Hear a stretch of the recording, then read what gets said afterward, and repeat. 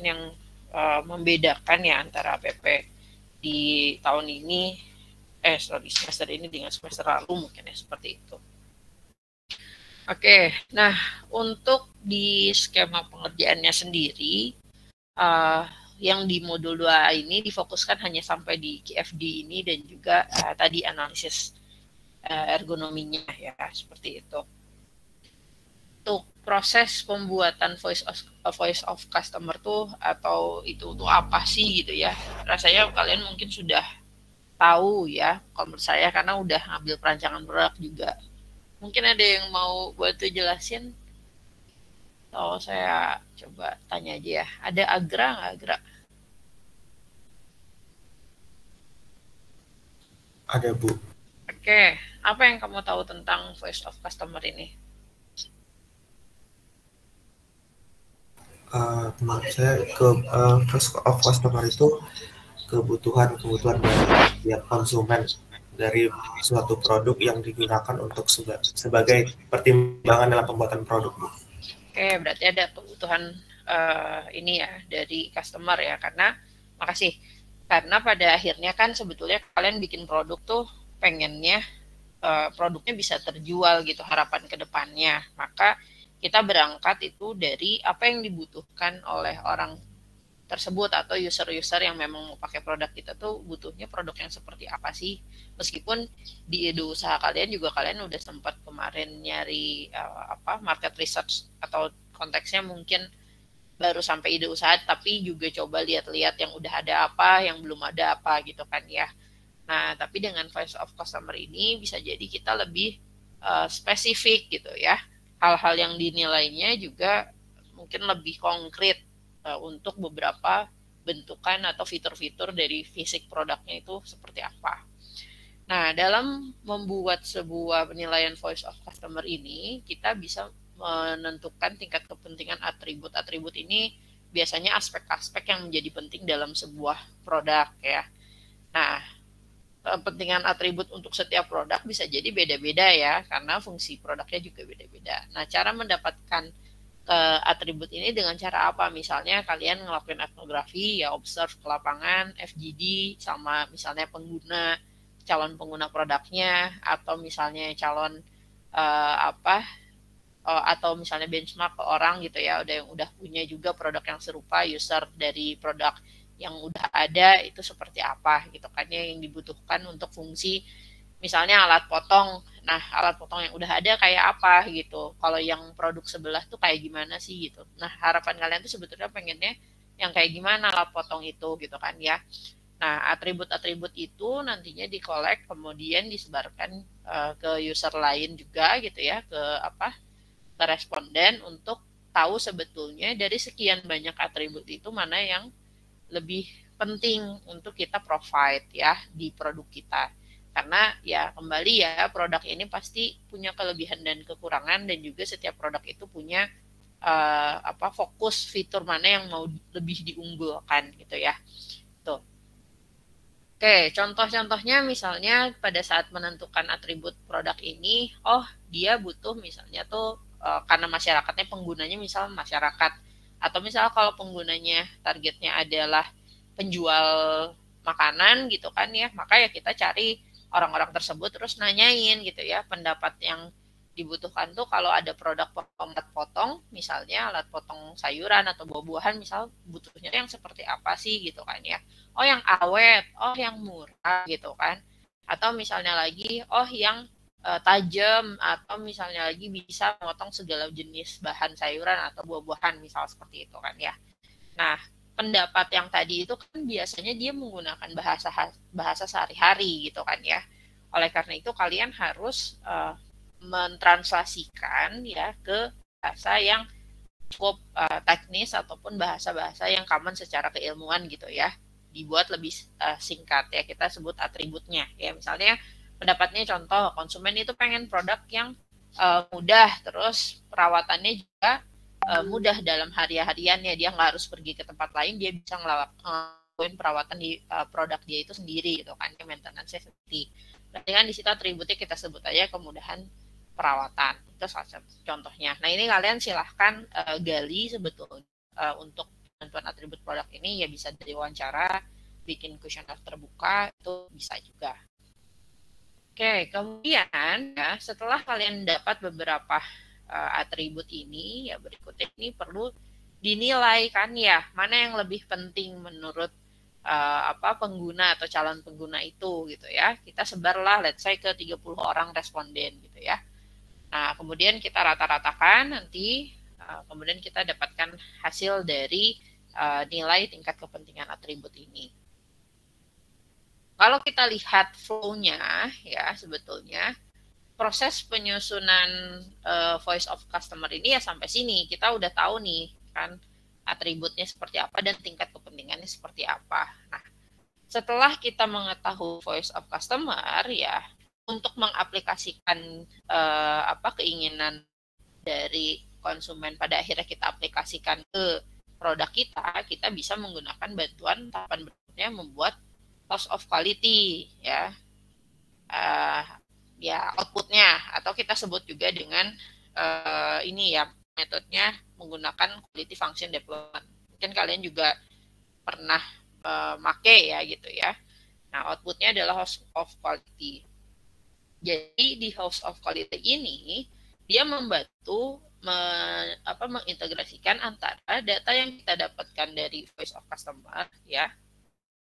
Kita hitung kemudian kita kaitkan dengan kalau saya sebutkan mungkin namanya adalah ini ya spesifikasi teknis yang ada di produk kita itu seperti apa ya. Nah, pada akhirnya nanti kita memilih hal apa saja yang mau kita unggulkan, terus misalnya menilai yang udah ada di produk existing lain itu apa, yang kita apa yang mau diunggulkannya gitu, apa perbedaannya gitu ya dari produk existing dengan produk yang mau kita buat gitu, seperti itu. Nah, kita bisa melihat sebetulnya nanti seperti apa bayangan ke depan produk real yang akan kita buat itu harus memiliki fitur-fitur apa saja yang diunggulkan. Nah, pada saat kita menilai voice of customer tadi, kita kan dapat tingkat kepentingan atribut ini ya, di mana nanti dari rekapan kuesioner ini kita hitung sebetulnya relatif important index-nya berapa untuk menentukan pembobotan dari kepentingan atribut itu. Ya, kita dapat bobot ya. Di mana juga gimana caranya kita dapetin bobot itu? Ya, bobot ini kita dapatkan dari nilai target value ataupun juga penentuan evaluation score. Untuk target value ini kita nilai berdasarkan produk yang akan kita buat gitu ya. Jadi kan kita juga sebetulnya bisa menilai produk yang kita buat ini sekiranya punya nilai berapa sih gitu ya dari pembobotan misalnya atribut-atribut yang ada. Nah, kalau yang evaluation score ini dinilai berdasarkan produk existing yang menjadi benchmarking produk kita gitu ya, seperti itu. Misal tadi contohnya mau bikin alat potong sayur sama buah, kan sebenarnya alat-alat itu juga udah ada di pasaran. Nah, kita ambillah salah satu produk yang menjadi benchmark kita gitu kan. Kita nilai dari atribut-atribut yang ada didapatkan oleh voice of customer tadi, nilainya berapa. Kalau yang ide kita ini nilainya berapa gitu. Nah, proses penilaian ini tentunya bisa tidak hanya kelompok kalian saja yang menilai, bisa jadi expert kalian minta tolong untuk menilai. Siapa yang jadi expertnya tergantung. Kalau misalnya tadi alat produknya ini berkaitan dengan alat dapur, ya kembali lagi ke user expertnya. Siapa? Entah chef kah, entah pedagang yang memang sudah lama berjualan sekian puluh tahun kah gitu kan, dia sebetulnya pasti punya sense di situ untuk proses membantu menilai, ataupun mau kalian sendiri juga bisa ya, seperti itu. Oke, kemudian nanti akhirnya ditentukan nilai percent weight-nya ya. Di sini kalian dapat percent weight. Kemudian di sinilah diperlukan penyusunan matriks interaksi ya. Matriks interaksi ini adalah untuk melihat ya keterkaitan antara percentage yang ada ya atau atribut-atribut yang ada dengan spesifikasi teknis, di mana sebelumnya kita juga harus menentukan spesifikasi teknis ya. Namanya produk nggak cuma aman nyaman aja, tapi kan yang aman itu seperti apa? Misalnya bahannya terbuat dari plastik, terus misalnya lagi ukurannya berapa atau materialnya apa dan lain-lain ya. Ini kemudian kita sesuaikan, baru nanti dihitung interaksi antar respon teknis ini juga bisa dinilai oleh expert ya. Pada akhirnya barulah kalian bisa menyusun konsep dari respon teknis yang ada ke ide yang akan kalian buat itu seperti apa.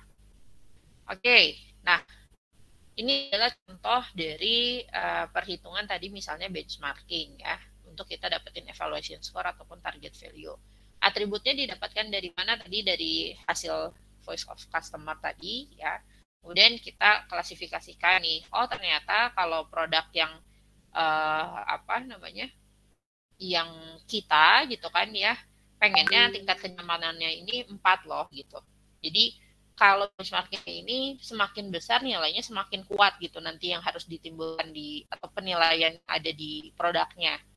Kemudian misalnya ternyata peralatan yang udah ada existing dijual di pasar itu nilainya cuma 2 gitu ya. Mungkin nggak lemah banget tapi ya lemah aja gitu kan ya untuk aspek kenyamanannya gitu. Nah ini sama kalian nilai gitu kan, kemudian nanti dihitung IR-nya. Nah IR ini dapatkan dari target value dibagi evaluation score ya. Target value ini yang nilai dari produk kita, evaluation score ini dari produk yang kita benchmark.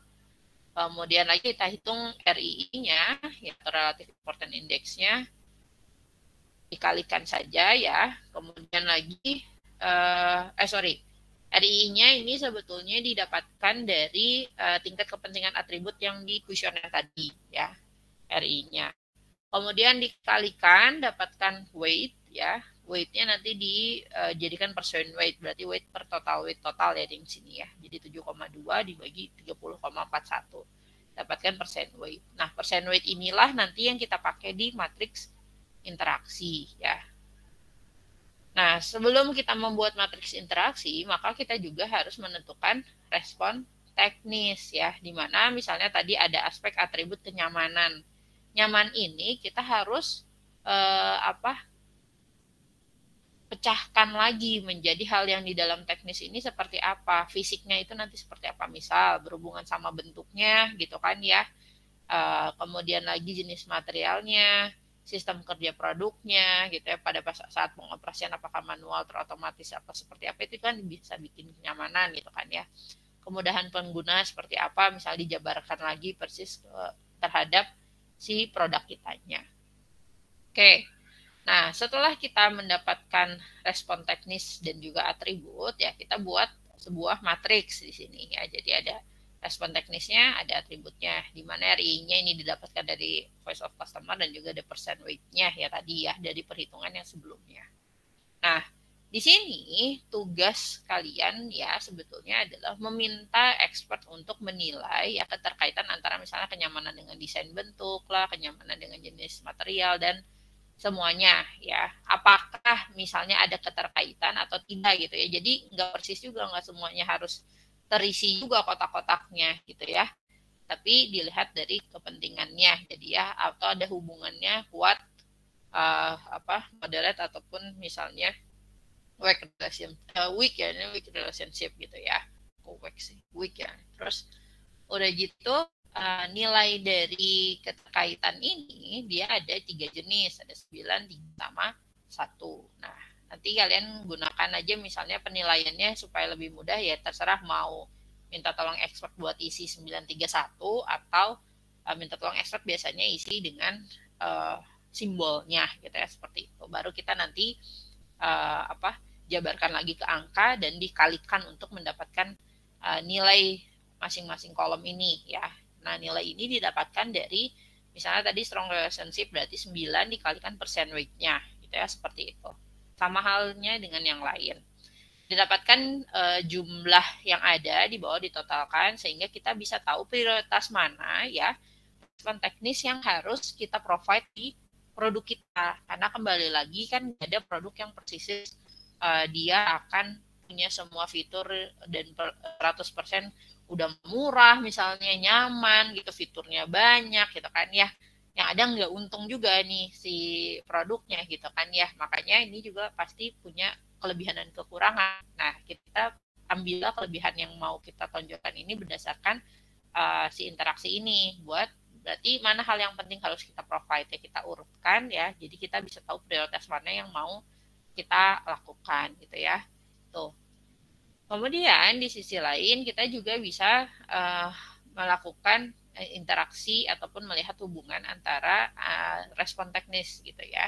Misalnya desain bentuk medium relationship nih sama penjualan partnya atau seperti apa. Nah, ini juga dinilainya bisa dengan bantuan pengisian yang dilakukan oleh expert ya, seperti itu.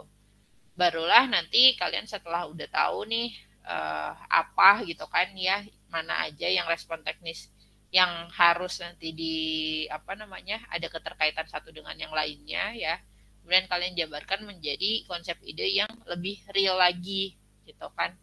Jadi sifatnya dipecahkan lebih rinci lagi gitu, dari satu tahapan ke tahapan yang lainnya gitu ya. Sampai kalian tahu misalnya kalau tadi ngomongin warna produk nih, dia kan sebenarnya bukan jadi yang penting gitu kan di opsi akhir, tapi ya udah, tapi kita juga ngasih alternatif warnanya apa untuk si produk